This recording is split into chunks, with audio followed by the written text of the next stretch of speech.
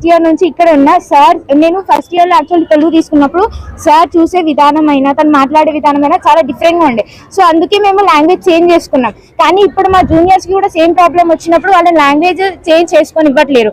And Telugu sir class కి వస్తే మాకు ఎలా అంటే అక్కడ కూర్చోవాలని అనిపిస్తుంది. తను చూసే విధానం అయినా మాట్లాడేది కరెక్ట్ వేలో మాట్లాడట్లేదు. మేము అమ్మాయిలమ్మని మొత్తం ఇలా ఈజీగా తీసేసుకొని మాతో ఎలా అంటే వాళ్ళ పిల్లల్ని పిలిచినట్టే మాట్లాడుతున్నారు. మేము అసలు స్టూడెంట్స్, సార్ ఎలా ఉండాలో అలానే ఉండాలి. మాతో మిస్బిహేవ్ చేయడం అలా చూడడం కరెక్ట్ కాదు. సో మమ్మల్ని మాట్లాడుతున్నప్పుడు నీ మీద ఫీలింగ్స్ వస్తే ఏం చేస్తావని అలా అడుగుతున్నాడు. సో మాకు ఇలాంటి ప్రాబ్లమ్స్ మళ్ళీ ఇంకోసారి నెక్స్ట్ ఇయర్ అయినా మా జూనియర్స్ కి అయినా ఇలాంటి ప్రాబ్లమ్స్ రావద్దు. అండ్ ఈసారి మాకు తెలుగు సార్ వద్దు, సస్పెండ్ చేయాలని మేము అనుకుంటున్నాం. నేను గర్ల్స్ జూనియర్ కాలేజ్ దేవరకొండలో చదువుకున్నా. నాది కూడా మా తెలుగు సార్ అనేది కొంచెం చూసే విధానం కూడా నచ్చట్లేదు. ఒకవేళ ప్లేయర్ అయిపోయి అసెంబ్లీ అయిపోయి మేము వెళ్తున్నా కానీ అక్కడనే ఉంటాడు. అసలు జరగడు మమ్మల్ని ఆనుకొని వెళ్తూ ఉంటాడు. ఒకటే క్లాస్ లో చెప్పాల్సినవి చెప్పకుండా చెప్పనివి కూడా చెప్తూ ఉంటాడు. ఇంకొకటి మమ్మల్ని పిలిచే విధానం కూడా స్ట్రైట్ గా ఉండదు సార్ది. ఎలా పడితే అలా పిలుస్తూ ఉంటాడు. లైక్ వాళ్ళ వైఫ్ ని పిలిచినట్టు మమ్మల్ని పిలుస్తుంటారు. మేము ఇది తీసుకెళ్లి ప్రిన్సిపల్ కి చెప్పినా కానీ ప్రిన్సిపల్ ఏ యాక్షన్ తీసుకోలేదు.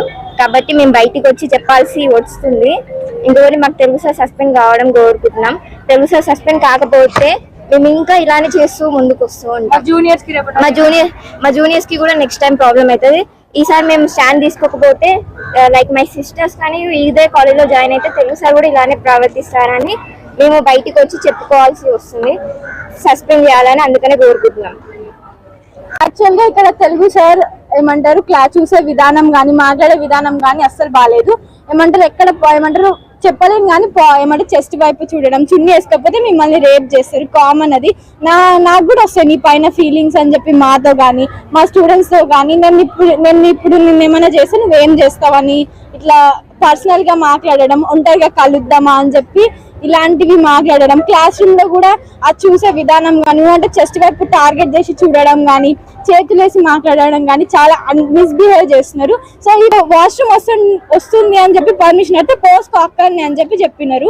అసలు అది మాట్లాడే విధానమే కాదు. పోస్కో అని ఎలా అంటారన్నా, మీకు కావాలంటే 9 హోల్స్ ఉంటాయని చెప్పి మా ప్రైవేట్ పార్ట్స్ గురించి క్లాస్ రూమ్ లో ఓపెన్ గా డిస్కస్ చేస్తున్నారు. అసలు రైట్స్ ఉన్నాయి, అతని సబ్జెక్ట్ ఏంటి, అతను చెప్తున్న మ్యాటర్ ఏంటి, విధానం బాగుండట్లేదు, సస్పెండ్ చేయాలి. మేమైతే 100% కోరుకున్నాం సార్ని మాత్రం సస్పెండ్ చేయాలి. ఇంకోసారి ఏ సార్ కానీ ఏ అబ్బాయి కానీ ఇలాంటివి చేయాలంటే అసలు ఆలోచించాలి. అలాంటి థాట్స్ కూడా రావద్దని